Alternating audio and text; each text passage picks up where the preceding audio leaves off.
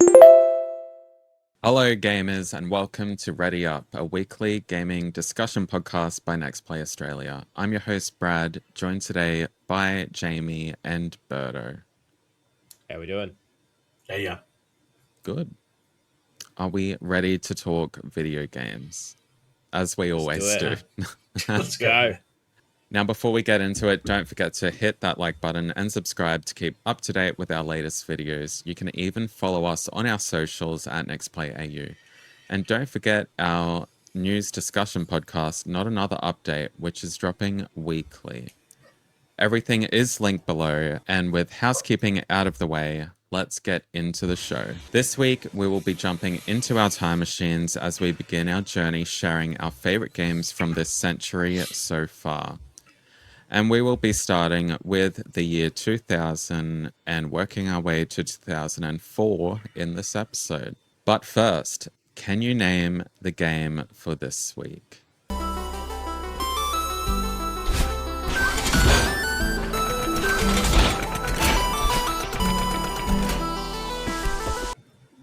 Do you think you know what it is? Well, sit tight as we reveal the answer at the end of the show. All right, before we get into the main topic, let's do our ritual and talk about the games we've been playing recently. Now, we have not recorded a podcast for the whole year, so let's just go through a few games that we've played this year so far. Jamie, do you want to kick us off? All right, I'm just going to bullet point this list. So, as a dad with a 1-year-old, I have not got to a lot. I played Disco Elysium. I absolutely loved it. Such a unique RPG that was all focused on like talking.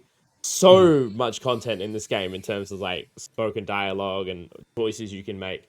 Highly recommend need to get to it. It's really worth it. Like it's not as long as I thought it was going to be, but there's so much dialogue throughout it. So if you really want to get invested, it's like a good book, I feel. Sweet. I played Lego Horizon. That kind of sucked. It wasn't a good Horizon game, and it wasn't a good Lego game. Shinobi Art of Vengeance. Now, I really enjoyed this. I know you reviewed this one, Birdo. Love the art style. I love the combat. I think I just didn't really like some of the platforming. The endless, not endless runner, the sort of escape sequences just happen so frequently when I kind of just enjoyed the combat so much. I found whenever I was doing a lot of platforming, I just wanted to get back to the combat. The story, I didn't really give a damn about the story, but like, still overall, I did enjoy it in the end. I played Little Nightmares 3, and I couldn't think of a more just generic game than Little Nightmares 3. As a big fan of the series, the different areas you visit, you're just not there long enough to really invest in anything that's happening or any of the villains. I guess the creatures or monsters that you sort of visit and get time with. And then your characters themselves, I just never found the big twist to hit. I didn't find myself interested in what was going on. Just felt like they did as safe of entry in the Little Nightmares that you could do as it became just a paint by numbers, where once again, it was just move to the right, push through a vent, do an escape sequence, and it was just like repeat until you hit the end credits. And I was like, that's it. So I was really let down by that.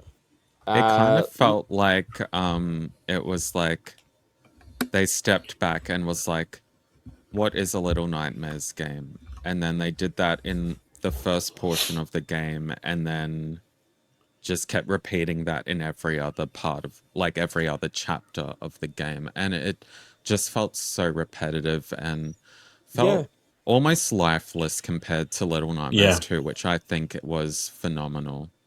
Yep, lifeless is a great descriptor because like it's only 3-4 hours to hit the end credits. It felt like I was playing that game for so much longer because it was literally a slog to get through. And it's not like it's a broken piece of crap game either. Like it's compatible. Like it is not full of glitches or anything like that. But it just doesn't do anything to bring the series anywhere at all. Like, why would I want a Little Nightmares 4 now when I have no confidence they're going to do anything with it? Yeah, because it felt like a step back. It did. It just felt like they just did as safe an entry as they could do, and it was just bland. I got around to playing Link's Awakening. Oh, did Absolutely you? loved it. Yeah. I've sat down, I chipped away at this. This is one of those where it's just like I ended up putting housework to the side. I was like, I want to get back to that. Love the art style of it. I wanted to get to this so then I could get to Echoes of Wisdom at some stage because that's in my backlog as well. But yeah, phenomenal game. I really enjoyed it. Yeah, the art style is so cute. I absolutely loved it. My 250th platinum and last game that I played recently was Bull Pit. This was not planned to I've be heard of platinum that. Yeah, this was not planned to be platinum 250 for me, but it was one of those games where it just hits the right spot at the right time, where it's just gameplay focused. It was like 10, 15 minutes a run. It was just like what I needed for the time I had. Phenomenal game. Like, it's really tough at the start, but when you start leveling up your characters and everything, it becomes super addictive, and it does become like you're kind of OP near the end of it. But yeah, really great game. Usually on sale as well, so you can grab that one. But if you're into sort of brick breakers or anything, but like the idea of it being like a roguelike, almost RPG, then like this is it. It's like Balatro, but for brick breakers. That sort of makes sense. So yeah, great game. Nice. Berto, what about you? I've been playing a lot, actually. I've had a Yeah. lot more time this year than I've had any other year so far, which is good. Um, Not good for my sleep, though. That's about it, but I can sleep later down the track. So a lot of games for reviews that have been up on NextPlay on our website. Um, most of them Nintendo Switch ones. There's a one coming up soon with Yoshi, which it's not for me, and I need to, Mm, to just. mm. It's good. It's good for kids. Yeah, it's just not for me. I think I'm outgrowing things. I'm turning into that man who like old man yells at the cloud meme at the moment. So I think certain things have just gone behind me. What else have I played? Dragon Quest Seven. Played that around when it was released. That was amazing. That was a lot of fun. That was addictive. A lot of addictive games in general. Not just for review as well, but Resident Evil Requiem. That was beyond an addiction when I played that one, and possibly my game of the year. And then I played Crimson Desert. That was even more addictive, but too big, too much for me. I don't have. I have time, but I don't have that much time. Um, Mm, Phenomenal game for what it is. The amount of feedback that you get from that they get from people who are playing the game and just applying updates is insane. yeah. It's still updating every 5 days. I see an update come up on my PlayStation. It's quite funny. Mm. Nuts. It really is. Trying to hit back in my backlog. I've been playing Dark Souls. I wanted to. I forget who recommended. Someone just said, "Why don't you play Dark Souls 2 and 3?" I said, "That's dumb. That's a dumb idea." So I did it. I finished Dark Souls 2. I hated it. One of the worst games that I've played in a very long time. I think just the way that it's just bad game design. Like it's not fun. It wasn't fun. It was really easy eventually. Because the bosses were very uninspiring, but it's Mm. such a bad time. I could go on the biggest rant about Dark Souls 2. Um, but I went too far, so I had to finish it off. And Dark Souls 3, I'm playing at the moment alongside Yoshi, so my light and dark, my yin and yang. Which one's harder? I'm kidding. Yoshi. Yeah. uh, Dark Souls 3 is awesome. It's fantastic. I can see why I love Elden Ring so much now because obviously Mm, I went from Bloodborne, Dark mm. Souls, Sekiro to Elden Ring, so I missed the middle parts. I didn't even finish all of Sekiro either. I need to go back to that one, but Dark Souls 3 is great. I'm nearly at the end. I'd say I'm three-quarters of the way in. Fantastic. You can tell that the original creator of Dark Souls wasn't involved in Dark Souls 2 because he wasn't. Mm. And he was involved in Dark Souls 3 because it is day and night. The game design is just perfect. Everything's to perfection. Fantastic game. But yeah, quite a bit of everything. Trying to get through backlog and reviews in Mm. new games. Well, I've had a bit of I mean, it started off busy and I've just not played a whole lot recently, but I started the year off with Dispatch, which I loved. So good. Then I went through and started my first platinum playthrough of Final Fantasy X, which I'm still working on. There are some really grindy trophies there. Have you done the lightning one yet? I did. I did. That was one of Good the work. last ones I've done. Um, I'm not looking forward to the Blitzball ones. I do like Blitzball, but there's a bit of grinding involved with that, which I'm not uh, really excited for. Resident Evil Requiem, I also played that too and loved it. It's my game of the year so far too. However, I think there's a few games later this year that might just beat it. Mm, However, um, that's yet to be seen. I also played Reanimal, which is yeah. amazing. It's what I wanted to feel from Little Nightmares 3, and it it is such a good game. I got the platinum with Nice. uh I played it with Ben, Captain Trophy Hunter, and we got the platinum together, so that was nice. Uh did I say Directive 8020? No. You did now. Okay, well, and I'm currently playing Directive 8020, which I'm having a good time with. I don't think it isn't capturing me as much as the previous Dark Pictures games, but it is doing enough to keep me interested in the story. I will share more about that once I finish it. I've also played Planet of Lana 2, which was just as good as the first one. No notes. It is very good and expands on the mechanics of Planet of Lana in such a good way. Mm. And I think that is mainly it. I don't think there's anything else I need to talk about. So it's time for the main topic. We are going to cover our favorite games of the 21st century. And this episode, we are covering the year 2000 to 2004. So the first 5 years of the century. Mm. Where we'll go around year by year and quickly discuss maybe why we loved that game or just what made it so special, especially in that time, or if it's a remake of a game that you like. All right, so starting off in 2000, I have selected Final Fantasy IX. I promise you, every Final Fantasy is not going to be on my list. Sure. You could. You could. I could. So I played Final Fantasy IX for the first time last year, and it has just stuck to me like gum on a shoe. It's good, eh?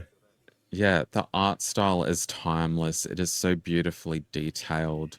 If they remake Final Fantasy IX, I would want them to try and emulate that art style in some form of way because it is so.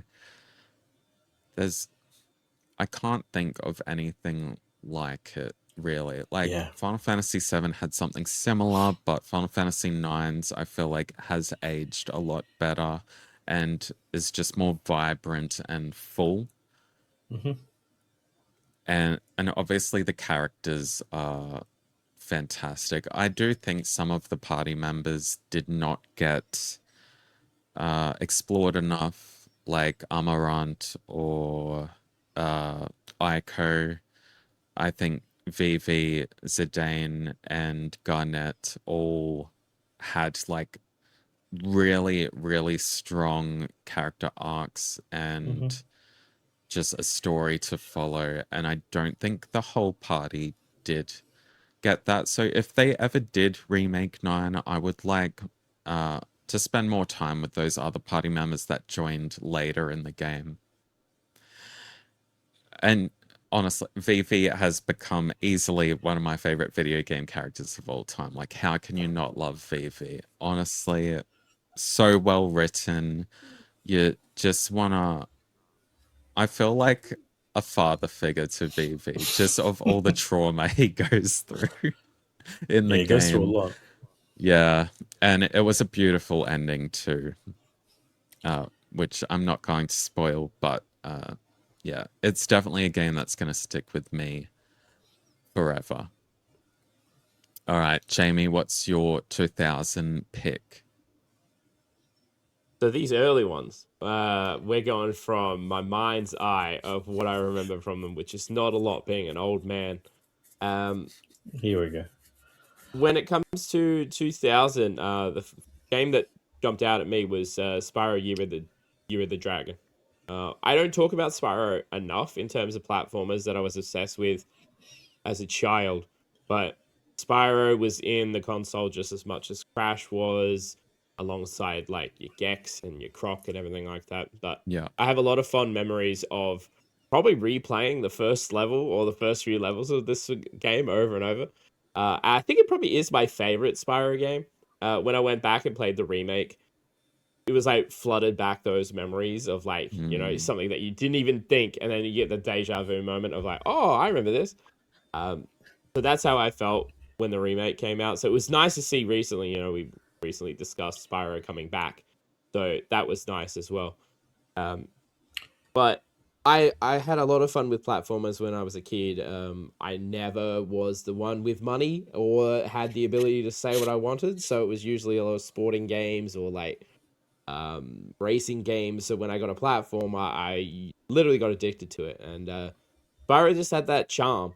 Like I still probably mm, rate it a little bit below my love of say like a Crash or a Banjo Kazooie, but Spyro is a very special game, especially yeah, like I said, when I played the remake, it just brought up a lot of memories of the experience. So it's good to mm, see the Purple Dragon back and alive, because they deserve the spotlight. Mm. absolutely. Berto, what's your 2000 pick? It's really hard. It was such a hard directive that you gave us just to choose one. But I kind of went through a similar motion of what Jamie went, which is how I felt. It's 2000. I think I was 15. So you guys must have been really young. But obviously I you was played Final Fantasy 6. 9 afterwards. So for me, 2000 is Tony Hawk 2. I can't believe you're 6, by the way, just quickly. But yeah. Tony Hawk Pro Skater 2. That was it. That was my peak, Wow. wagging school and going straight to my friends, and we'd just put this on and play endlessly. Um, totally addicted. Like it was perfect for the time. Back then, it was all skater and grunge and you know anti establishment kind of like movement that we had that period of the 90s, well, end of the 90s. It was just great, like a lot of fun. um, Music was fantastic in that. Rage Against the Machine.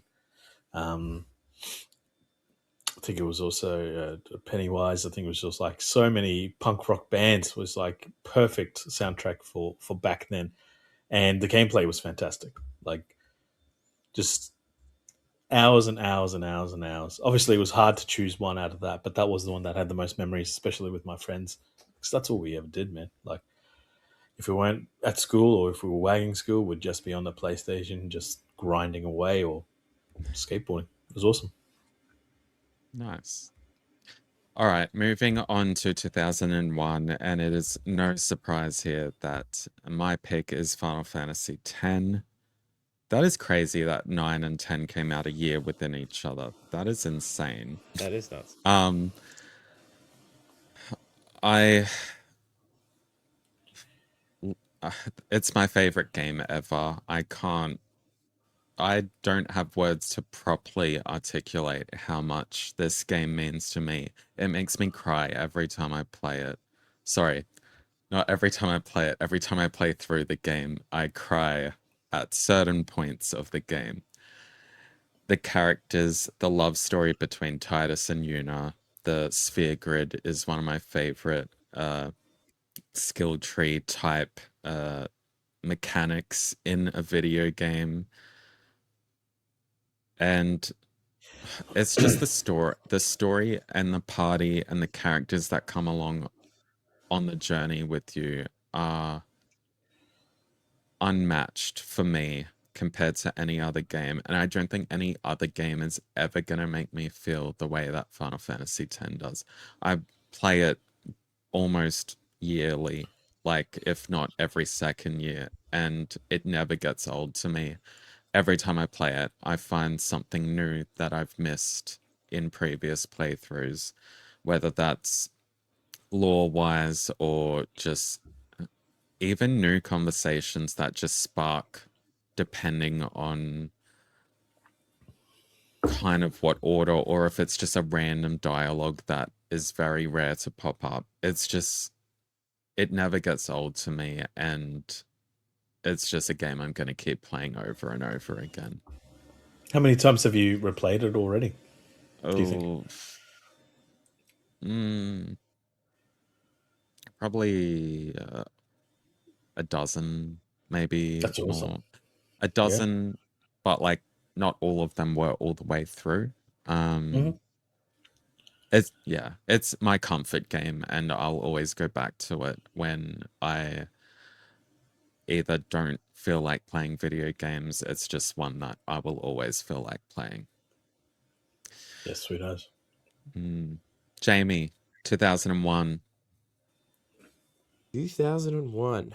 Well, it's going to be Halo Combat Evolved for me. So on the one hand, the campaign is obviously iconic, and we're going to get the remake of that later this year. I remember just booting it up multiple times just to play the opening. Like I absolutely love when you're exploring the coast and just going into all these little alcoves and finding all the. I can't remember the name of the little creatures now when they get scared and they start running at you trying to just blow Yeah. up the grunts or whatever. Yeah. I have a lot of special memories of going through the campaign and being, continuously annoyed trying to get through the library when you just constantly, every time you take a few steps, the flood would attack you. But it's like a memory I hold dear because of how annoying it was. But I think I have a lot of memories about the multiplayer, I think most, if not playing with friends locally. But we also had it installed on like the high school computers. So it was like whenever you didn't want to do the work that was there, you'd hop on the local. Everyone knew what people's server names and everything was, and I just remember doing that heaps. We had Soldier of Fortune on there, and we had this one, and also someone had uploaded like a fake assignment as well, so This you'd is at have that school. open. Yeah, someone had installed it in Soldier in of Fortune at school. That's violent as. So I just remember I used to. There's one of the multiplayer maps where it's like sort of almost like a canyon type thing with like one little dome area in the middle. And I used to always get onto the warthog and literally just go around and around and around and piss people off.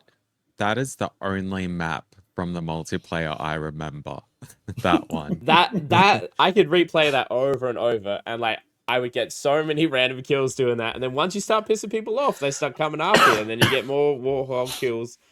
Um, so just the amount of hours I probably spent playing the multiplayer just at high school alone was Yeah. nuts. But it was like a bonding experience. It didn't matter what group you were in at school or whatever. It was like you just logged on and you just played.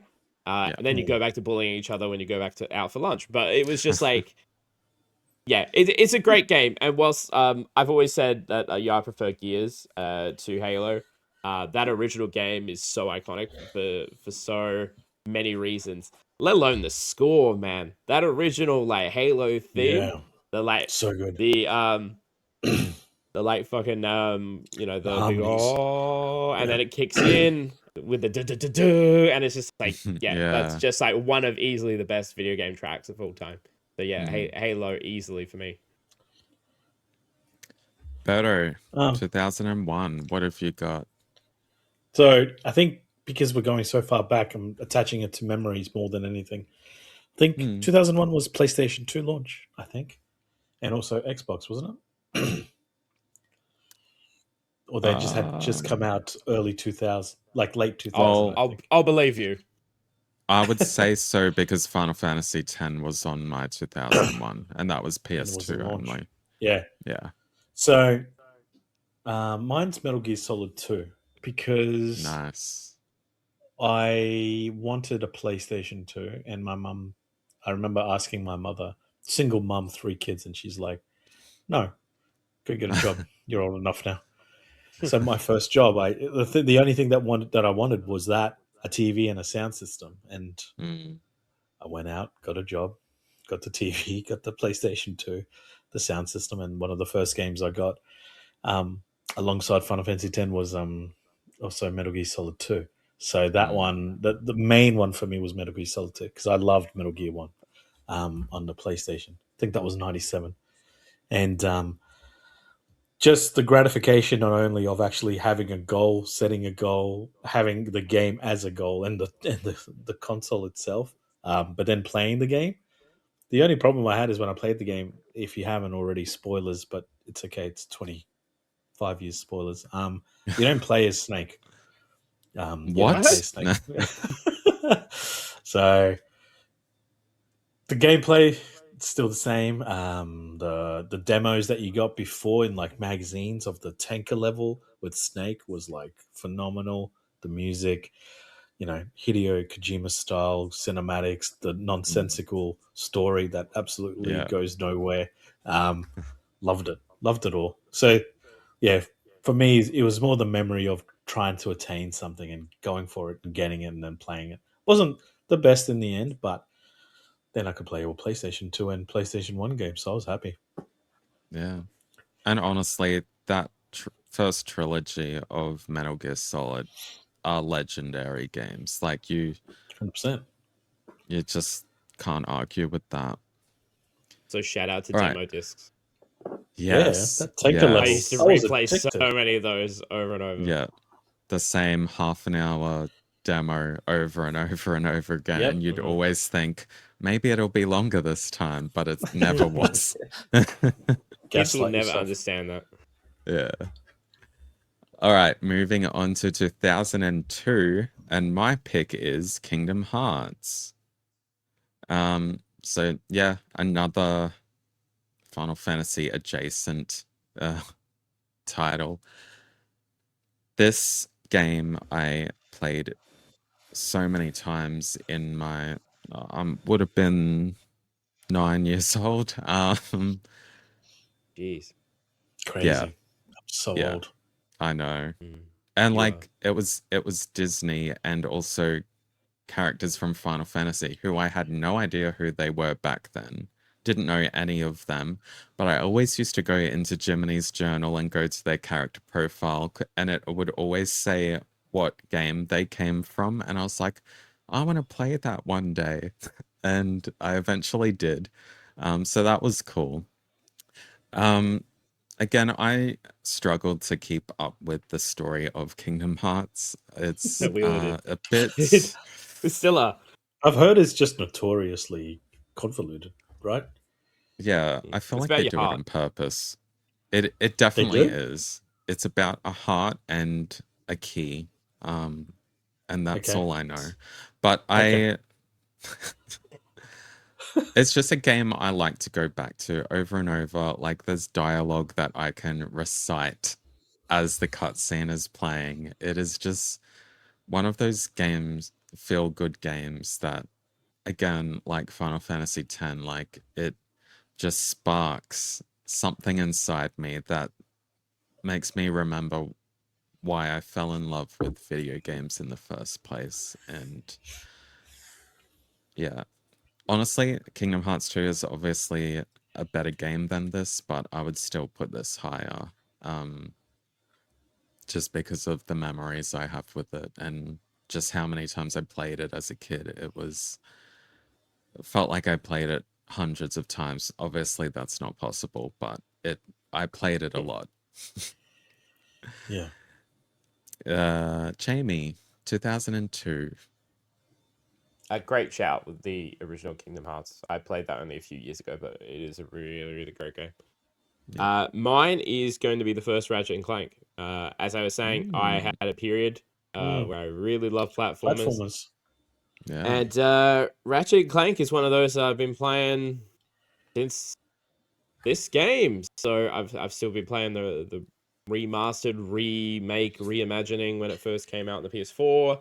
The most recent one, Rift Apart, played it all through PS3 as well. So I think when I was looking up that it came out in 2002, it's kind of nuts. I've been playing it for like 24 years, this series. But the dynamic between Ratchet and Clank is phenomenal. You had Clank as the straight man and Ratchet as like the hero type thing. But they just always like bounced off each other well, and it had some phenomenal voice acting throughout. I want to give a special shout out to one of the most iconic characters in the series, Captain Quark. Jim Ward, the voice actor of the character, unfortunately passed away late last year. But Yeah. Quark is just a phenomenal character of how he believes he's the hero of his own story all the time, eventually becoming his own villain. But like, he's hilarious along the way, and I couldn't think of anyone else playing that character. So it's a real shame that he's passed away now. Just to sort of shout out throughout the entire series, the weapons, some of the most creative weapons have come from the Ratchet and Clank series in general. Yeah, great They weapons. just they understand how to just have fun with some of the guns. I probably don't know which particular ones came in this entry mixed with some of the others, but like I still remember when you could turn enemies to sheep, or like throw a disco ball, and then enemies would just start dancing, and you just shoot them while they're dancing because they couldn't stop themselves from dancing to the disco ball. And it's just like, as a kid, I was just like, this is amazing. So I've replayed that original game so many times. So when the reimagining came out on PS4, it was great to revisit it once more. But yeah, I hope we get another game in the series soon, because Rift Apart was another great entry. And I don't really think there has been a bad entry in the series, to be honest. And one thing with the Ratchet and Clank series, I will say it needs more merch. Like, you really can't buy anything Ratchet related unless you're willing to spend a pretty penny. So, yeah, I know Cap Trophy Hunter is a big fan of the Ratchet series as well, I believe. So, shout out to him as well for having good taste. Nice. Berto, 2002. Grand Theft Auto Vice City, easily. Again, different age to you too, so it feels differently. But just the music is the most immediate impact that it had on me. As soon as you start the game, the first song you hear is Michael Jackson, and I'm a huge MJ fan when I was a kid. I think everyone was, really, because he was the biggest thing in the world, right? And then obviously GTA 3 had come out before, but it was kind of like okay-ish, like it wasn't really bad. But Vice City, I think, introduced the story a lot more. Even though the story is exactly like a mix of Goodfellas and Scarface, which is one of my favorite movies, both of them, extremely violent gangster movies. But no, just the 80s, the vibe, the music, the being able to drive anywhere, and the sunsets. Like, it was such a perfect Grand Theft Auto experience, and I'm glad that we're going back to Vice City this year, funnily enough. And hopefully they have an 80s radio station. Most definitely they probably would. So we'll see how it connects to the past with that one. But yeah, just a great sequel to build upon from the GTA 3, or side sequel, or whatever you want to call it, I suppose. Side story. But no, great game. Loved it. Well, my next game kind of piggybacks off GTA a little bit, and it kind of reminds me a bit of Ratchet and Clank. So that's kind of a good segue into 2003, where my choice is Jak 2. Oh, yeah. Jak 2 obviously shares a similar duo mechanic as Ratchet and Clank do, and Jak 2 brought the series into kind of like a kid's GTA.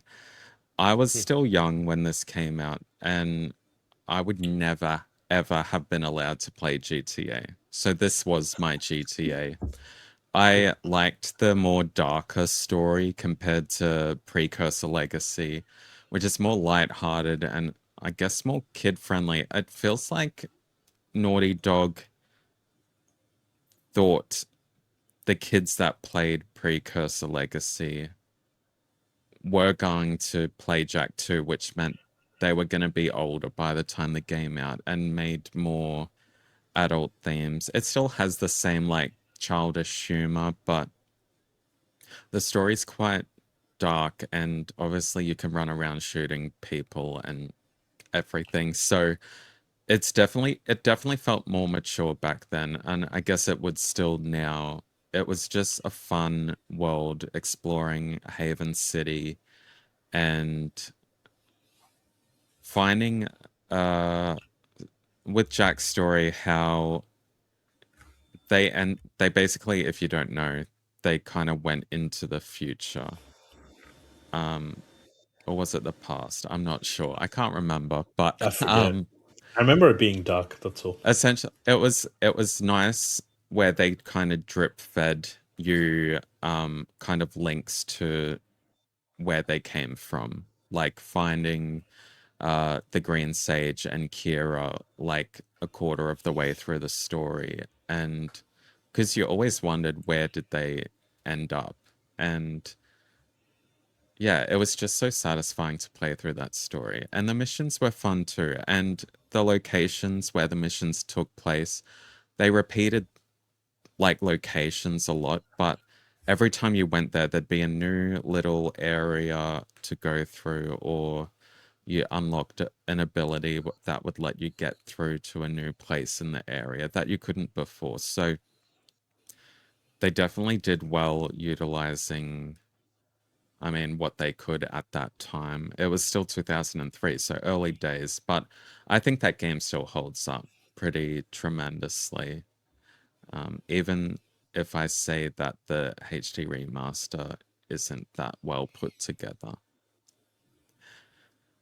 Jamie, 2003. You're gonna hate me, but I will just say honorable mention to Tony Hawk's Underground. Oh, Anyways, Honorable 2003. Beyond Good and Evil. I was very late to the party with this. I played it the PS3 port probably like 6 or 7 years ago, I think. This blew me away. This is completely ahead of its time. Yep.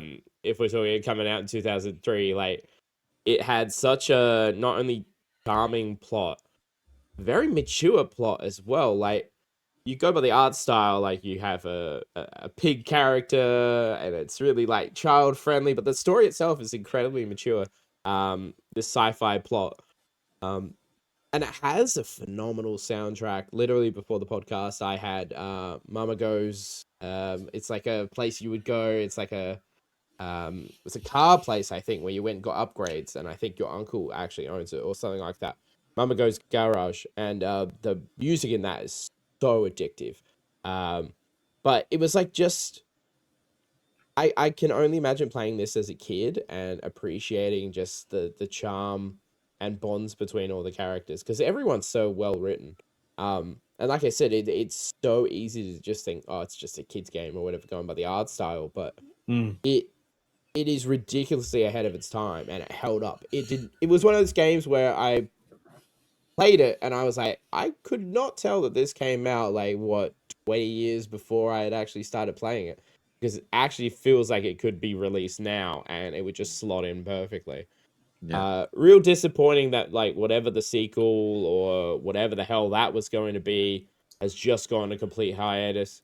I'd rather Ubisoft just come out and just say it's never going to happen. Don't worry about it. But even the direction they said about it initially, I was like very hesitant, being like online stuff and everything like that. But nothing stops this original adventure. I'd love a straight up like from the ground remake. I did get the anniversary release of it from my physical collection for PS5, I think last year. But yeah, if you haven't played Beyond Good and Evil, like find a way to do it because like the hype and the love for that game is completely justified. Nice. Berto, wrapping up 2003. Silent Hill 3. Yeah, I just remember playing it, one of the last games that I played with my sisters because they weren't into gaming as much as I was, but they would always help me out. Like they helped me out with Shadow of the Colossus and Eco. I remember that vividly. But with this one as well, it was great to play with them, and just how we would all get scared together. And I just love how it tied itself back to Silent Hill 1 from memory. It's been a long time since I played it, though. Probably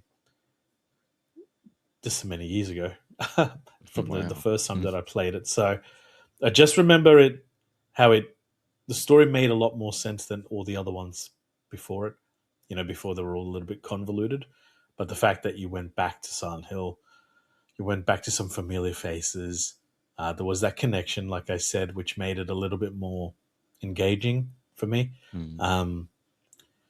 And yeah, with the power of the PlayStation 2, so it looked better, it felt better. Sound design was great. It was horrifying, psychological thriller at its best. I know it's not the best of the lot, but I genuinely did like it. And again, mostly for the experience that I had with my younger and older sisters. We all played in a little cramped room together in the dark. It was great. All right, this is the last year for the episode, 2004. Now, my pick is kind of left field compared to my previous picks. I have chosen Spider-Man 2. Oh yeah, Oh, that's PlayStation 2. fun. I what's that? It's great, great game. I love that one. It is. Yeah. I don't think I ever owned this game. I think I kept renting it out at Video Easy, or Video 2000. I can't remember which one it was. Um, I was a kid. I was obsessed with Spider-Man. I loved the Spider-Man movies, with Tobey Maguire, and this made me feel like I was in a movie. And looking back, I see like clips of it. Some of the voice acting is absolutely The balloon trash. girl. My balloon. I get my balloon. And I think there was one where someone's injured and they're like, "Oh, please help." Um, Like they phoned it. It's so good though. A car just hit that girl. She needs to go to the hospital. The pain. Make it stop. it was just Should do it so as the name of fun. the game. That's what we should have done. I should have. Yeah, I NPC voices. just had a really great time zipping around that version of New York. It was, I guess back then it would have been unlike anything I ever played, like open world wise. I don't that might have been my first open world game. I'm not sure. Because I think I played this before Jack too. Yeah, it was just I I don't know if it was specifically a movie companion video game, but if it was a really good one for that time. Jamie, 2004. Another brilliant shout. That was so fantastic. I love that Spider-Man game. For me, this is another one that I played later on, which I reviewed it almost 2 years to the day. Was Paper Mario: The Thousand Year Door. Oh really? Yeah, I reviewed that on June 3rd, 2024. You had It's time kind of travel. nuts. Yeah, I know, right? So I didn't have a GameCube growing up. Never had one. So this just went by me. But it's so damn good. Like I'm so glad that the remake came out because it allowed me to appreciate it. It's probably got the best plot of any Mario game I've ever played. To be fair, like sure you're still like helping out Peach and she's still been taken somewhere, but like it's got so much more depth to it, and even all the characters that join you along the way have their own like plot stories and like character arcs, and like it's just not something you expect from a Mario game. And like I've played Yeah. some Paper Mario games before, but they felt just kind of meh in comparison to what Thousand Year Door delivered. Like I said, genuinely charming writing. Like I was actually laughing out loud, which rarely happens with video games. To some of the writing, just the ridiculousness of it all. Killer soundtrack, probably one of the rivals. I think the original Galaxy for me in terms of Really? like, Wow. yeah, I think it's phenomenal. Like it's got a lot of variety, but like everything hits, in my opinion. And like couple that with like addictive turn-based combat, even though it's a bit easy, but like it's it's a kids game. And the remake itself is gorgeous. Like I remember, I vividly remember us having a discussion. I was talking about the review where I was like, I took these screenshots from the Switch, and it looked ridiculous, and somehow it still looked better on the TV. So, and like going back and looking at the original, it's still got that charmingness to the art style as well. So, yeah, I wish I could be a time traveler and go back in time and get a GameCube when I was a kid to play it back then. But late to the party or not, I'm just glad I got to play it because yeah, Thousand Year Door absolutely is killer. Good pick. Yeah. Right, Berto, 2004. Lucky last, eh? Yeah. Just looking at my notes. I chose Half-Life 2. Never played it. The thinking man's first-person shooter. Very different to than every other first-person shooter at the time. Obviously, everything was turning into more Halo and multiplayer. Half-Life had done great. They had Counter-Strike, which was huge during that period of time as well. I almost chose that as one of my games. But no, Half-Life 2 made an impact more about gameplay. Yeah, just the way that it was made. Physics was huge at the time. They were the first ones to introduce it into their systems. I think Steam came from Half-Life 2. That was one of the first games where the server started to pick up speed. As Valve tried to create their ecosystem. Story was fantastic, obviously. Like, I don't even know how to explain it, but it's just one of those experiences that, when you play God of War, how everything's in game, there's no cutscenes or anything like that. Yeah, so that's what Half-Life 2 and Half-Life does. They were one of the ones that introduces that sort of narrative. So everything is as you see it. Voice acting was phenomenal, very tense, very great puzzles. Like I said, when it comes to weight and mass and physics and everything like that, so you had to think how to do things. Yeah, it introduced a lot of things that video games now replicate. So definitely a pioneer. Unfortunately, we'll never see a third one, I don't think. But yeah, One the way day. that it ended, I don't think so. It's been too long. Okay. But you never know. Right. Well, that was our top games from 2000 to 2004. And join us next week where we will go from 2005 to 2009. But first, did you name the game for this week?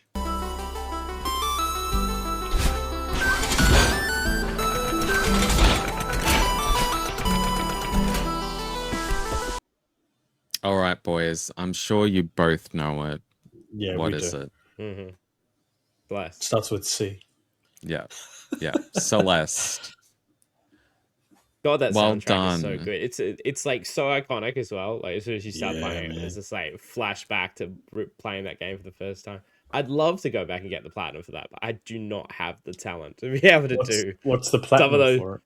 It's just getting through some of those like B level cassette No.